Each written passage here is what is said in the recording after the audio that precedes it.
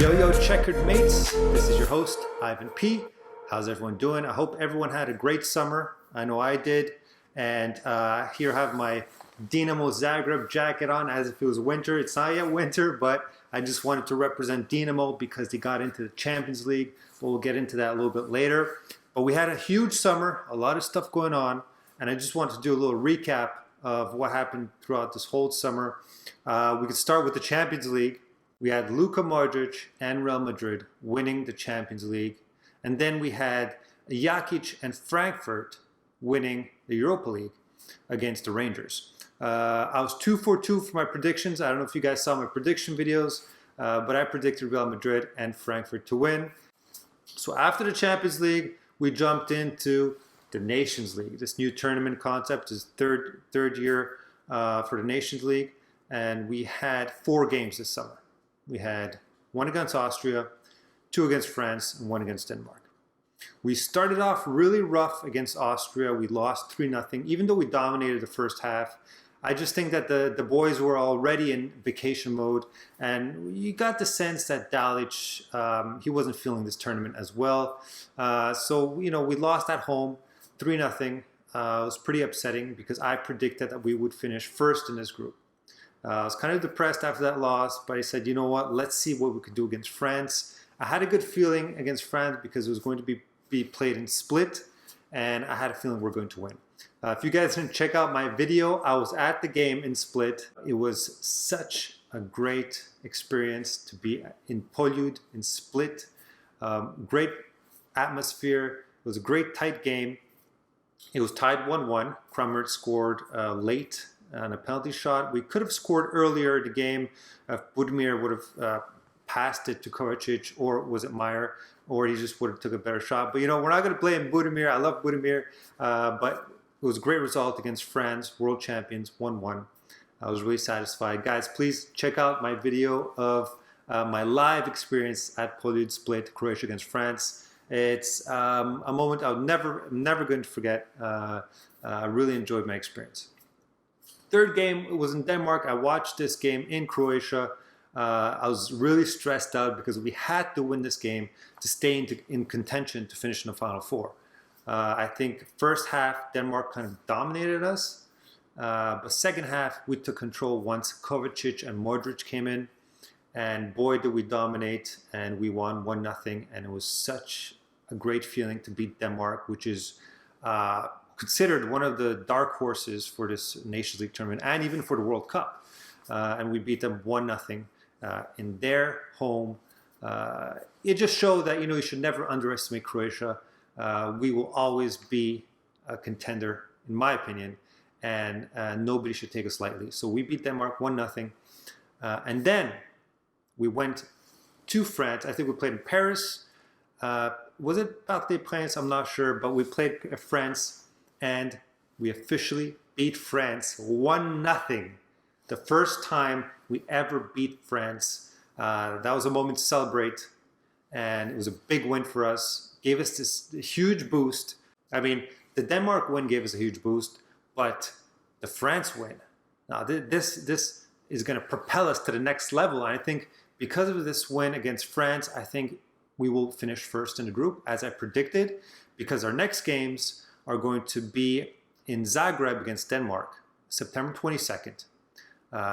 So we should be favorites at home in Zagreb. The atmosphere is probably going to be crazy. So if we beat Denmark at home, and then we play Austria on the 25th in Vienna, we want to get revenge for that 3-0 loss. Even if we get a tie, if we beat Denmark and then we get a tie against Austria, I think we should be able to finish first. So I think my prediction is still going to happen. I think we're still going to finish first. We're going to go into the Final Four next summer. I predicted France to finish second. They're not going to finish second. They're probably going to finish third or fourth, and they won't get into the Final Four, so they're going to lose their title. They were the last Nations League champions. So things are looking good. And one of the good things that came out of that France game was the defense. We had Edelic and Šutalo playing in defense, and they're really solid. And I think these two Erlic and Šutalo are our future in the defense because our defense is really solid right now. We have Sosa, we have Guardiol, Juranovic, and then we have Stanisic as well, who played against France as well, he was really solid. So we have Stanisic, Guardiol, Sosa, Erlic, Šutalo, Juranovic. Did I mention Juranovic? He's hot right now with the Celtic. So our defense is really solid, and that really came out against the France game where we shut down Mbappe. It was a really positive sign. I mean, we got a hot defense. We got one of the best midfields in the world. We have Kramaric up front, he's always solid. We got, another thing I forgot to mention. Perisic didn't even play these games. So we're missing Perisic in all this. So imagine if Perisic was there. I mean, our World Cup team is looking real solid. But not only that, our Nations League lineups are looking solid, which are coming up in September, as mentioned earlier. So things are looking good for Nations League. I have a really good feeling. Dalic is taking this tournament a lot more seriously now that we're in contention to finish in the Final Four. So I have a real good feeling about this tournament. I think we're going to go to the Final Four, and I have a feeling we're going to win it. I'm serious. I'm really feeling good about this tournament. If we don't win the World Cup, I have a feeling Modric is going to keep playing until the Nations League, and we're going to go in the Final Four, and we're going to win the Nations League. At least Modric is going to finish his career with a gold medal for Croatia. It's either going to be a World Cup or the Nations League. I mean, obviously we would want it to be the World Cup, but World Cup is a little bit tougher. But the Nations League, I'll take that as well. So let's see what happens, but I have a good feeling about this team. I have a good feeling about how Modric is playing. He's playing amazingly. Our midfield is amazing. We might be lacking some goal scoring opportunities, some goal scorers, but there's one guy that's waking up right now. Well, maybe not waking up, but there's one guy that's revealing himself, and his name is Antonio Čolak. We'll talk about him a little bit later. So after the Nations League, or during the Nations League, there was another thing that happened this summer. FIFA came out with a documentary called Croatia Defining a Nation. It's basically a documentary. It's an hour, 53 minutes, so it's a full-blown documentary that was featured on the FIFA Plus app. I remember getting emails about it. I remember seeing on the front page of the FIFA Plus app. So it was a big deal. And it's such a greatly produced documentary.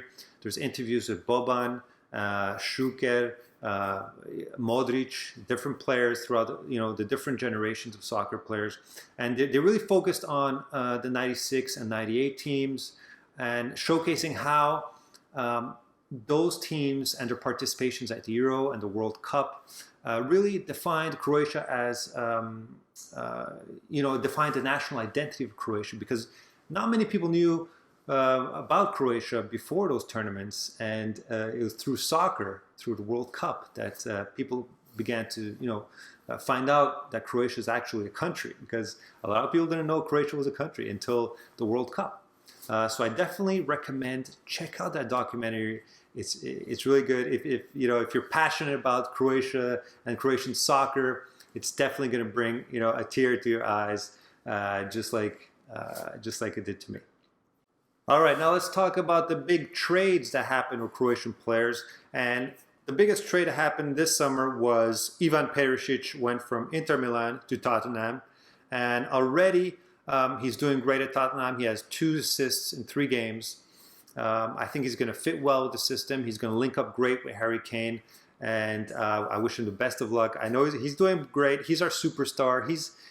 For me, Perisic is our Cristiano Ronaldo. He's world class. I can't wait to see what he's going to be doing at the World Cup this year. Maybe his final World Cup, maybe not, but whatever. I can't wait to see what he's going to do. He's our star player. When Perisic plays well, Croatia plays well. I hope he's going to play for Nations League. If he does, he's going to propel us to, him and Modric and the rest of the team, they're going to propel us to the Nations League's Final Four. But Perisic is obviously a big plus. He's a star player. He could do it all. Then we have Vrsaljko that went to Olympiacos from Atletico Madrid. We have Antonio Čolak, which I mentioned a little bit earlier. Now, he was playing at Malmo, did great. I think he has 14 goals in 26 games, or 16 goals in 26 games at Malmo, something like that. And he went to the Rangers. Now, up until today, I think he played 4 or 5 games. He already has 4 goals. He has exploded at Rangers. He was already doing good at Malmo. He was doing good at Rijeka when he was playing there earlier. But now he is in the bigger leagues, in my opinion, with the Rangers, and he's doing great. 4 goals in 4 games. Plus, he scored the only goal for his team to go into the Champions League. So Rangers are going to the Champions League, and Čolak was the only scorer in that game. I don't remember who they beat, but yeah, they're going to Champions League. And Čolak, he's a big revelation. I mean, we always knew he was a talented player, but we never knew how he would play in bigger teams, in bigger competitions. Now we're going to find out in the Champions League, and I think we should give him a chance during the Nation League, see how he's going to be performing, because we need one of those goal scarers. We need one of those goal scorers. We need a goal scorer, like a real number 9 that's going to score those goals. We already have Budimir, we have Čolak, we have Kramaric, who is kind of like a false 9. But we need a real number 9, somebody who's going to replace, the likes of Mandzukic. So I'm hoping Čolak is going to continue doing great, and he's going to start scoring for the Croatian national team as well, because we definitely need goals. We have Petar Musa. I think we talked about this earlier, who went from Boavista to Benfica. A good trade for him for a bigger team, and I really hope he does well. He's a great young Croatian talent, and I'm really looking forward to see what he's going to be doing. Who else do we got? We got Brekalo, who his loan ended at Torino, and he went back to Wolfsburg. I was hoping he would stay in Torino because he's not getting much time in Wolfsburg right now. He's kind of a bench player because I think he wants to leave Wolfsburg, but he was doing great at Torino, and right now he's not getting any playing time at Wolfsburg. So I'm hoping something happens with Brekalo. Either they trade him or they sell him, and or he goes back to Torino. I don't know, but I would like to see him play more. He's not playing much right now, and he's a big talent. So I just hope Brekalo gets a little bit more playing time. And the trade deadline is not over. There's still a few more days left for the trade deadline, and there's rumblings about Borna Sosa going to Atalanta. There's rumblings. There have been rumblings all summer long for Juranovic. So a lot of teams interested, and also Gvardiol. So we'll see what's going to happen in the next few days. I think the closest one is Sosa going to Atalanta, but nothing's sure yet. But I hope Sosa goes to a bigger, better team because he deserves it. He's a great, great player. I was watching his game yesterday, and his crosses are unbelievable.